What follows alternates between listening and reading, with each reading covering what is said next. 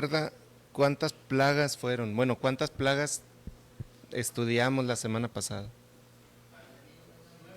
9, 9 plagas, y ahora viene la 10ª plaga, la última antes de ser liberado. Son 10, en total son 10. Las plagas de Egipto son 10. En el libro de Apocalipsis, que es la otra liberación del pueblo de Dios, no son 10, vienen, ¿cuántas? Hace 2 semanas se los dije, 7.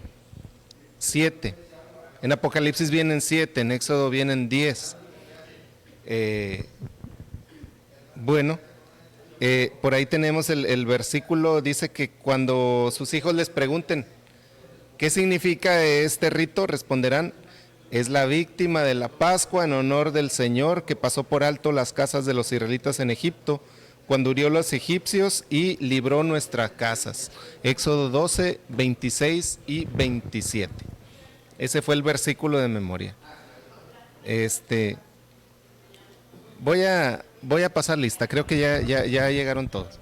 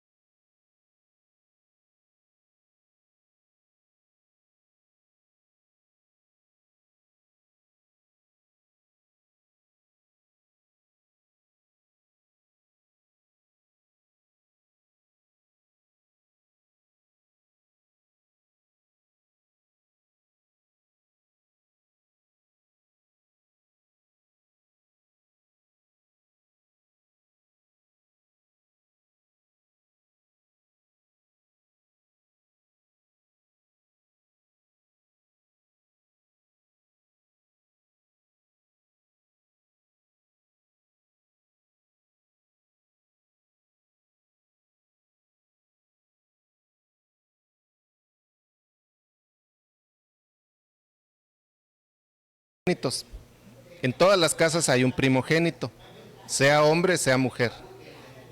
A lo mejor el papá era primogénito, a lo mejor la mamá, entonces ahí había más muertos.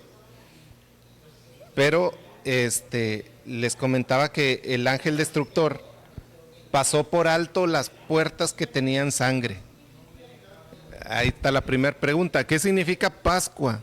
Cuando decimos Pascua, ¿qué significa? Pascua. Sí, sí, sí. Es pasar, pero del hecho de pasar por alto, ¿sí? De que el ángel iba destruyendo y esas casas las pasaba por alto, esas no. O esas casas, las podemos decirlo de esta manera, las brincaba, así diríamos nosotros, ¿no? Esas casas las brincaba. Entonces, ¿qué nos enseña esto? ¿Qué nos enseña esto? ¿Por qué Dios quiso dar esa lección? Porque es una lección para nosotros. Las casas que estaban manchadas con la sangre del cordero que había muerto, ahí el destructor las brincaba, ahí no destruía. ¿Qué significa esto? ¿Quién quiere comentar? Ahí el hermano quiere. Esta cuestión es profunda porque no todas las no todas las denominaciones lo entienden, así de que no es fácil para algunas personas entender esta cuestión de la Pascua, cómo se celebran estos ritos y cómo la aplicación, el mensaje, la profundidad más bien que tiene esto, no lo entienden algunas personas. Bien, les voy a hacer otra pregunta. ¿Por qué nosotros la Pascua no la celebramos con un cordero y con hierbas amargas y en la casa? Porque así se los mandó Moisés. Un cordero cocinado, hierbas amargas, y comían el cordero con pan sin levadura. Nosotros no lo celebramos así, pero sí celebramos la Pascua. ¿Por qué la celebramos diferente? Porque el cordero representaba a la muerte de Jesús. Entonces, nosotros, para empezar, no somos judíos, pero Jesús representaba al cordero. Entonces, cuando Jesús murió, ya no hubo necesidad de matar a un cordero sin mancha, sino que era un símbolo de que el pecado merecía la muerte de alguien, pero alguien limpio, sin mancha. Entonces, por eso Dios les mandó eso al pueblo de Israel, porque estaba representando que iba a venir Jesús y que Jesús iba a ser ese cordero que iba a morir. Y por eso no íbamos a ser destruido todo aquel que creyera en él. Un agregado a lo que comenta la hermana, y diría yo, en una simpleza, es un ejercicio de fe para estas personas en ese entonces, y para nosotros también, un ejercicio de fe. Sí. Porque la profecía ya se había cumplido, por eso no lo celebramos así nosotros. Sí, cuando Jesús llegó al Jordán, donde Juan estaba bautizando, ¿qué dijo Juan cuando lo vio? Este es el Cordero de Dios que quita el pecado del mundo. Cada quien mata un cordero suyo, porque el cordero que mataba a la familia para la Pascua era un cordero suyo, no iban a Soriana y lo compraban, no, era un cordero de ellos. Entonces ellos lo ponían para salvar la vida de ellos. Entonces Juan estaba diciendo que el cordero que Dios había proporcionado para que el destructor pasara por alto a todo aquel que pusiera su fe en ese cordero, ahí estaba, era Jesús.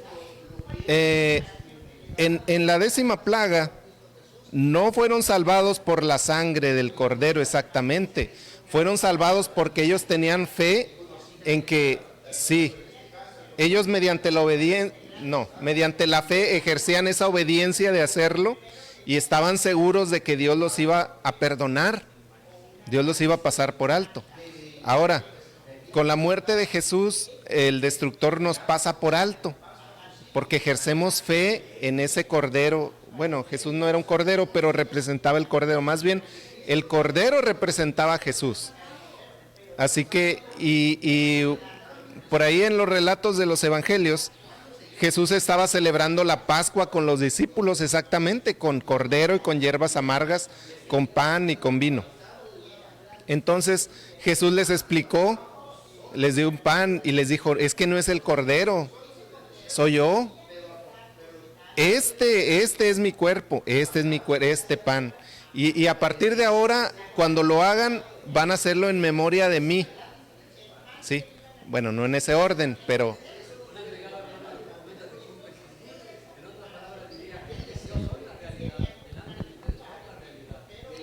Sí, úsela. Me olvidó, hermano, yo no está estaba bien acostumbrado, van a perdonar. Entonces, Jesús representaba el cordero y el pan representa a Jesús y el vino que bebemos representa la sangre de Jesús, representa lo mismo, es uno símbolos de lo mismo, del sacrificio de Jesús. Bien, parte del domingo se llama una plaga más, que es la 10ª plaga, y dice Amós 3:7 que no hace nada Dios sin revelarlo a sus siervos los profetas. Cuando Dios iba a actuar, antes les avisaba, ¿sí? No los tomaba desprevenidos los sucesos, porque Dios ya lo había avisado mediante un profeta. En esta ocasión iba a dar muerte a los primogénitos, pero el profeta, ¿quién era? ¿Quién les avisó? Moisés. Moisés les avisó que Dios iba a matar a los primogénitos, que estuvieran apercibidos y que hicieran lo necesario para no participar de eso. Bueno, ahí en la parte del domingo dice, Dios es el juez y está en contra del orgullo, la injusticia, la discriminación, la arrogancia, la explotación, la crueldad y el egoísmo. Está del lado de quienes sufren, de los abusados, maltratados, perseguidos. Dios ejecutará la justicia, que es en verdad otra expresión de su amor. Bueno, ese día de la Pascua, sí, hermano, adelante. Bueno, disculpen, esto que voy a mencionar, espero que se pueda aplicar a lo que estamos tratando a la Pascua. Y esto más bien es un testimonio. ¿Cómo fui llamado a estas cosas de Dios? Miren, les comento yo de manera breve y simple y conciso. Antes de conocer a Dios, yo me pintaba en los brazos una cruz. Por aquí, por acá, por acá. Se me borraba, me bañaba y se me borraba. La cuestión de que Dios llegó a mencionarme por un sueño una cruz y una iglesia, hermano. Yo no lo entendía todavía. Hasta pasado tiempo vine a darme cuenta qué significa. Esa cruz significa la cruz que nosotros debemos llevar, que debemos tomar, que debemos recoger para tratar de emular a Jesús. Lo comento esto porque me vino a la mente cómo es que yo cómo fui llamado, y de esa manera entendí ahora y cómo se aplica y cómo doy fe bajo convicción. Vamos al siguiente día, que se llama la Pascua. Es Éxodo capítulo 12. Éxodo 12. Pongan ahí en su Biblia, Éxodo 12. Vamos a leerlo. Les voy a ir preguntando. Éxodo 12 dice, habló Jehová a Moisés y a Aarón en la tierra de Egipto y les dijo, este mes será para vosotros el principal entre los meses. Será el primero de los meses del año.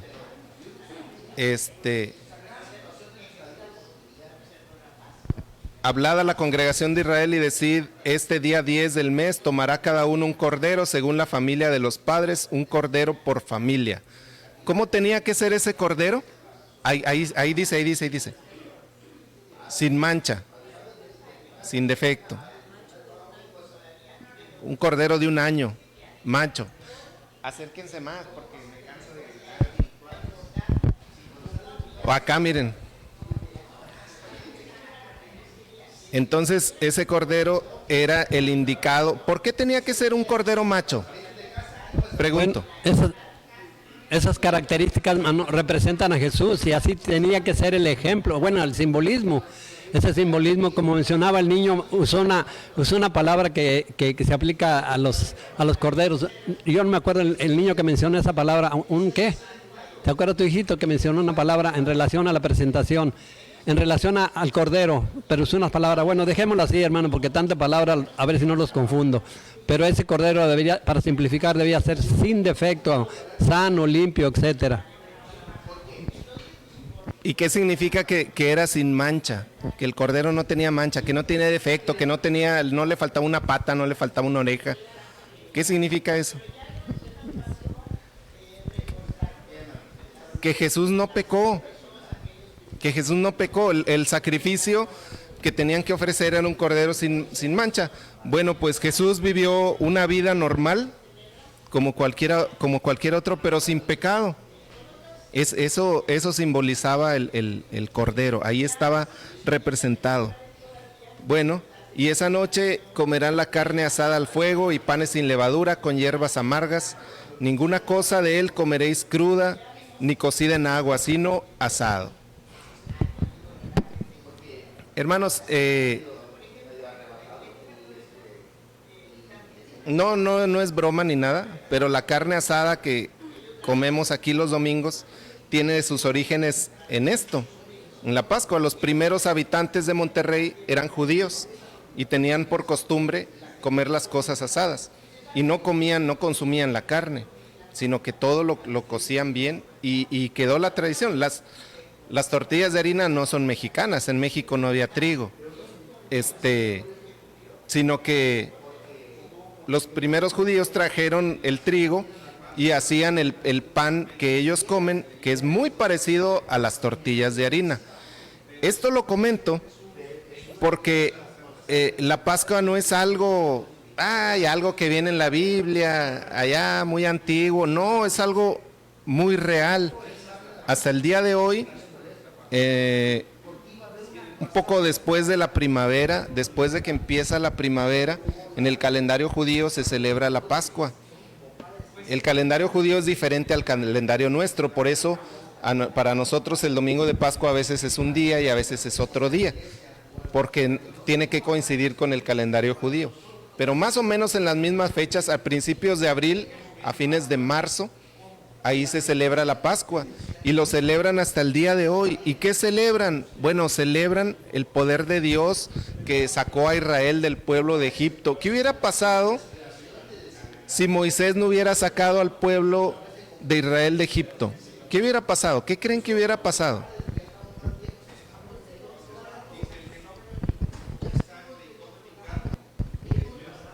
Pues Dios hubiera buscado a alguien más. Dios hubiera buscado a alguien más, pero ¿qué hubiera sucedido con los hebreos, con los egipcios? Digo, Bueno, lo que hubiera sucedido es que ese pueblo se iba a perder, iba a desaparecer.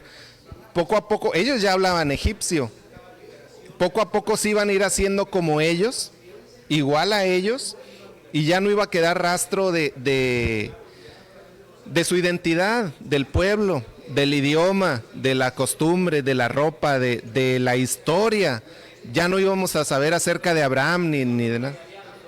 No nos hubiera llegado a nosotros esto, que es la Biblia, porque el pueblo de Israel se iba a diluir ahí en Egipto y ya, pero Dios lo sacó para apartarlo, para que no se pareciera a ningún pueblo, que fuera diferente y que le pusiera el ejemplo a todos los demás, que conservara un legado que es la Biblia. Esa era la importancia. Y si no se hubiera apartado, se hubiera diluido, ya el Mesías ya no hubiera podido nacer ahí. Sí, es verdad, Dios hubiera buscado otra forma para brindar salvación a la humanidad, pero ya no hubiera sido por ese pueblo, ya no hubiera sido por ellos. Sí.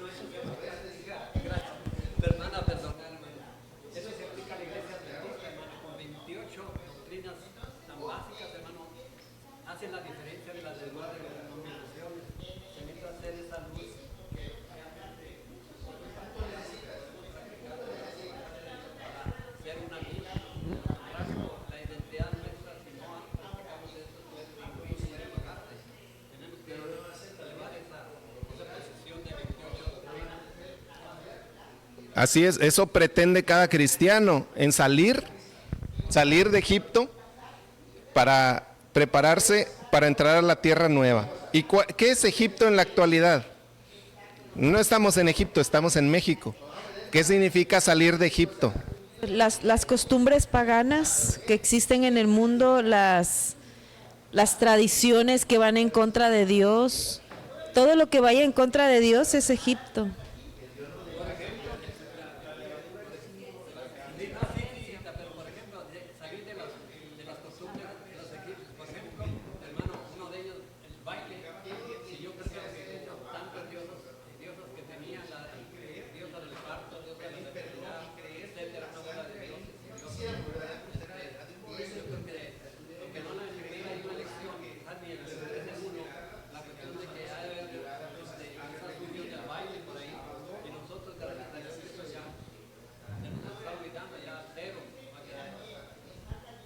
Bueno, el baile no es de los 10 mandamientos, pero yo les iba a decir, miren, ¿qué son las cosas que un cristiano no participa?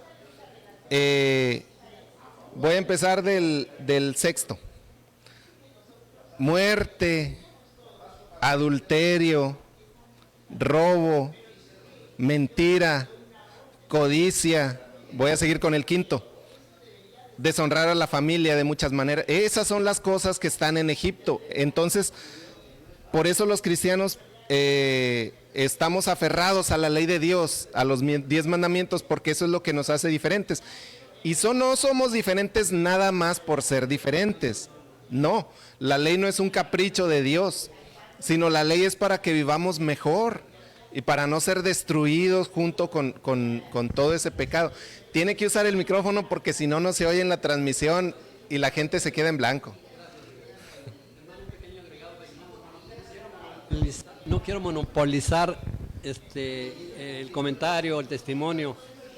Se me fue la inspiración, pero en relación a que no queremos nosotros abarcar, monopolizar eso, tenemos que, de manera sencilla, tenemos que ser ejemplo. Punto. Palabra y hecho, nada más. Sí. Si usted ha aceptado a Dios y ha hecho un compromiso con Él, tiene que ser ejemplo para otros. Estamos llamados a ser ejemplos. No estamos llamados precisamente a convertirlos. Eso no podemos hacer. Ningún humano puede convertir a otro. Eso lo hace el Espíritu Santo. Tal vez seamos agentes de cambio, tal vez. Pero somos llamados a ser ejemplos de los demás, a dar testimonio con nuestra vida. ¿Sí? De nada serviría que a alguien yo le enseñara, no, pues Dios nos enseña a no robar, y me dijeran, oye, pero pues tú eres bien ladrón, tú te quedas con mucho dinero que no te pertenece, pues no serviría de nada. Entonces somos llamados a enseñar con el ejemplo mediante nuestra vida. Bueno, vamos a la siguiente parte que se llama Pesaj, aunque se dice Pesaj, pero se escribe Pesaj, que eso es ¿verdad?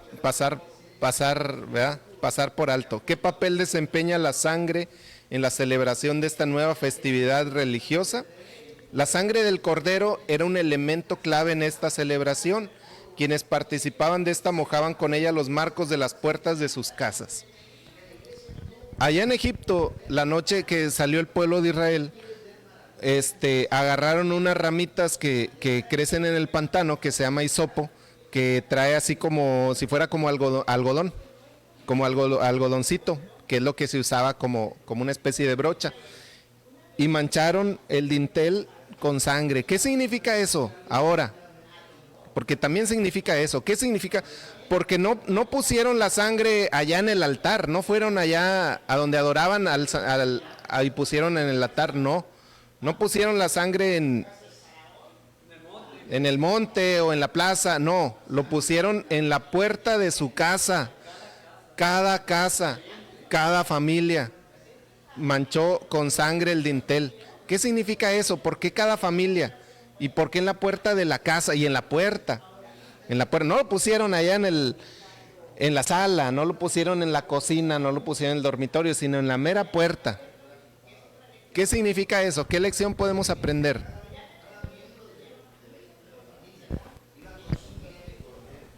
Pues porque ahí se entra al hogar de uno por la puerta, o sea, no por el patio, sino por la entrada principal. Cuando invitas a alguien, pues le abres la puerta, por ahí entra. Entonces es la entrada a su hogar. Sí, y a lo mejor los que estaban afuera de esa puerta, o sea, afuera de la casa, a lo mejor esos no habían aceptado a Dios, pero aquí adentro sí. Hay un dicho que dice, candil de la calle y oscuridad de su casa. Bueno, eso es al revés. Eso es que acá afuera yo voy a ser muy bueno y muy respetable y hablo correctamente, pero al entrar a mi casa, ahí ya cambio. Hablo mal, me porto mal, soy malo. Eso es al revés, eso es lo contrario. Entonces, el simbolismo es que sean como sean los que están allá afuera de la casa, pues eso no los podemos cambiar. Pero adentro de mi casa, aquí sí servimos a Jehová, aquí sí adoramos a Dios, aquí sí somos diferentes porque el Cordero nos ha cambiado, por la sangre del Cordero. Y Dios toma en cuenta eso. Al pasar el destructor, revisa, pues así podemos decirlo, quién estaba con esa sangre y quién es diferente. Unos días después, 40 días después, Dios les dio las tablas de piedra, que es una lección que viene más adelante. Y eso que habían ejemplificado ahí con el Cordero, ahora ya quedó por escrito, con los 10 mandamientos. Bueno, Aquí adentro de la casa somos diferentes. ¿Qué significa ser diferentes? Significa guardar la ley de Dios. ¿Qué significa? Los 10 mandamientos. ¿Y por qué existe esa ley? Porque es el carácter de Dios. Entonces, todo hay que irlo comprendiendo ahí en orden. Qué poderosa representación de lo que significa el Evangelio. Que en nuestra familia seremos diferentes. Y eso no tiene que ver, o tiene poco que ver, con venir a la iglesia. Venir a la iglesia es otra cosa. Venimos bien bañados y bien arreglados y qué bonito, y aquí todos nos damos la mano a la salida. Pero el asunto de la sangre en el dintel es como somos todos los días. ¿Cuánto tiempo venimos a la iglesia? 2 horas a la semana, 3 horas a la semana. ¿Cuántos días? Un día. ¿Y los otros 6 días? ¿Y las otras 20 horas del sábado? ¿Cómo somos? Bueno, de eso se trata. Todo el Evangelio estaba asociado con la celebración de la Pascua, porque esta no solo apuntaba a la liberación de la esclavitud, sino también al sacrificio de Cristo por nuestros pecados. Vamos a la parte del miércoles que se llama pasar la antorcha. A ver, por ahí alguien que haya estudiado, ¿a qué se refiere con eso de pasar la antorcha? ¿De qué trata ese día? Sí. Causar alguna incomodidad en relación a lo que comenté hace rato. La iglesia no enseña a no bailar, pero la Biblia sí enseña qué cosa no debe uno hacer. Muy diferente. Entonces el patrón de conducta es la Biblia. La iglesia es una escuela que nos ayuda para entender la Biblia.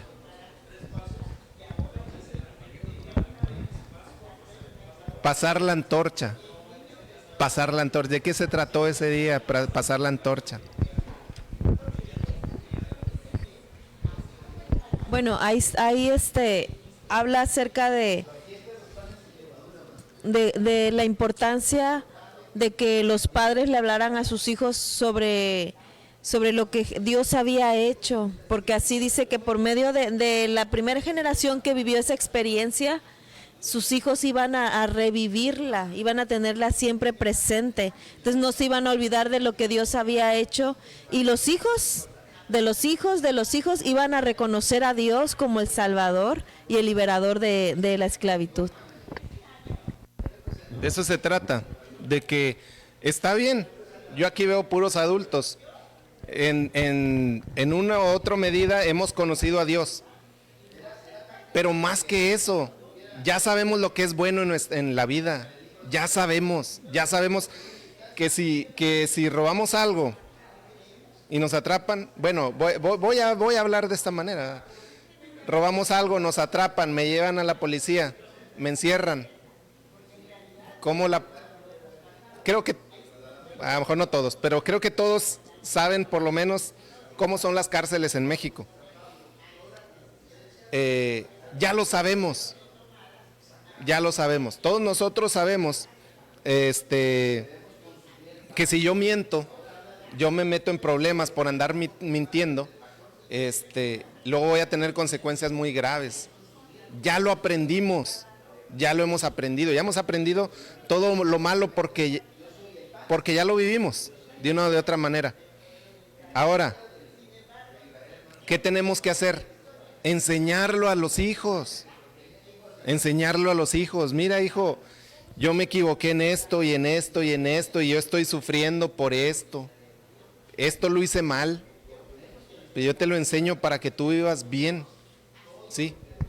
Hay algunos padres, yo he escuchado a algunos padres que dicen, no, ahí la vida le va a enseñar, no, hay que aprenda cuando pueda. No, hombre, ese es puro egoísmo y pura irresponsabilidad. Hay que enseñar a los hijos. Bueno, de eso se trata. Lo bueno que hemos aprendido, se lo enseñamos a los hijos. Y lo malo que hemos vivido, también se lo enseñamos a los hijos para que no caigan en esos errores. ¿O quién va a querer que sus hijos, quién va a querer que sus nietos pase por los mismos problemas que pasó uno? Pues yo creo que nadie normal, ¿verdad? ¿Quién va a querer que sus nietos vayan a la cárcel? Nadie normal. Entonces, de eso se trata, ya lo hemos vivido, ya lo hemos experimentado, pasamos el conocimiento, así lo menciona, pasamos la antorcha a donde sigue. No nada más, el trabajo no es comprarle, le voy a comprar a mi hijo una Biblia y hay que la lea. Pues si ni nosotros casi ni la leemos, tenemos que enseñarlo, transmitirlo a los hijos. Bueno, de esa manera lo hizo el pueblo de Israel y se mantuvo cerca de Dios. De esa manera lo hizo el pueblo y se mantuvo fiel, se mantuvo firme a lo largo de muchas generaciones, a lo largo de muchos años, hasta que nació Jesús y su mamá le enseñó las leyes de Moisés a su hijo pequeño Jesús. Hasta ese entonces se mantuvieron enseñando, por eso se mantuvieron fiel. Dios los bendiga. Bien. Como iglesia, nunca hemos enfrentado un desafío tan extremo como el que se supone las distracciones modernas. Estas distracciones pueden incluir, pero no se limitan a excesivo ajetreo, dispositivos digitales, medios de comunicación social y otras formas de entretenimiento o ruido que alejan nuestra atención de nuestro bienestar espiritual. Otro tipo de distracción es el trabajo en exceso. Esto puede ser trabajo secular y hasta trabajo en la obra de Dios. Podríamos estar tan ocupados en la obra del Señor que olvidamos al Señor de la obra. Esto es algo muy importante como iglesia, hermanos. Podemos estar haciendo obra misionera y estar muy ocupados en traer almas a Dios, pero hemos olvidado al Dios que está haciendo esa obra. Por eso, el culto familiar y la devoción personal no son una de muchas opciones, sino es una necesidad imperante. Vamos a entregar en este momento, bueno, aquí no lo vamos a hacer. Lo importante, hermanos, es que debemos entender que de esto depende la fortaleza espiritual de nosotros y nuestros hijos. El mundo nos va a ofrecer muchas cosas, el mundo ahorita está muy llamativo, está muy interesante para los niños, para los jóvenes, hasta para los adultos. Pero si nosotros no buscamos a Dios, no les compartimos, no pasamos la antorcha, como hablaba la lección de pasar la antorcha, nuestros hijos van a vivir en la oscuridad. Entonces, Dios nos invita a que nuestros hijos puedan ir adelante siempre, nosotros podamos guiarlos, porque si no los guiamos nosotros hacia Dios, Satanás los va a guiar hacia la destrucción. Vamos a terminar con el himno número 485. Los voy a invitar que nos pongamos de pie para entonarlo.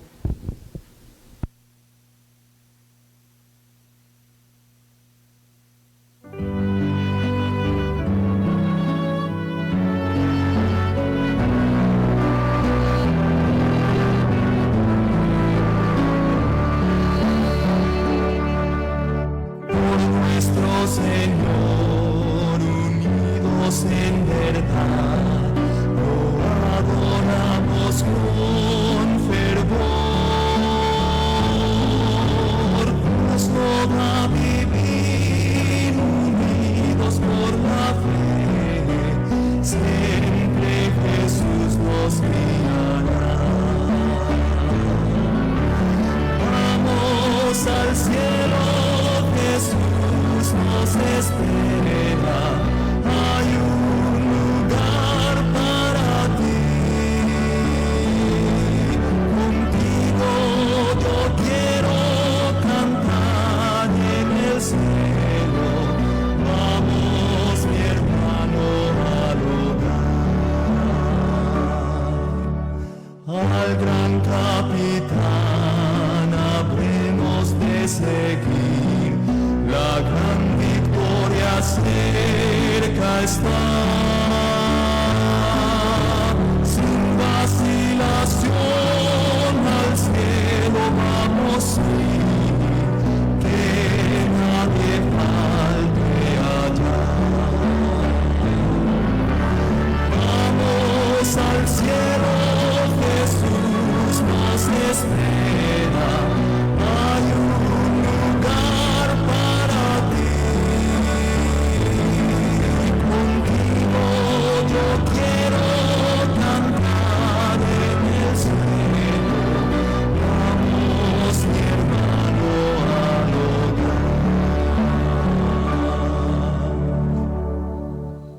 Amén. Así como estamos, vamos a orar. Nuestro maravilloso Padre Celestial, damos gracias, Señor, por la oportunidad que nos das de estudiar tu palabra. Gracias porque podemos estar un sábado más en este lugar. Te pedimos, Padre Santo, que como padres, como hijos, como hermanos, podamos, Señor, pasar la antorcha a aquellos que nos rodean. Podamos, Señor, compartir las bendiciones que tú tienes con nosotros cada día y podamos, Señor, ser buenos representantes tuyos aquí en la tierra. Somos pecadores, somos imperfectos, pero rogamos la presencia del Espíritu Santo en nuestras vidas. Señor, te pedimos perdón por lo que no hemos hecho, Señor, y te suplicamos que nos ayudes a ser fieles y firmes para hacer lo correcto siempre. Ayúdanos como iglesia, ayúdanos como familia, como padres, como hijos, como hermanos, a hacer tu voluntad por más difícil que sea. Te pedimos perdón, Señor, y clamamos a ti por tu ayuda y tu bendición. Acompáñanos en este día, Señor, y que tu presencia esté siempre en nuestros hogares y en el corazón de nuestros hijos. En el nombre de Jesús, amén. Amén. Pueden sentarse.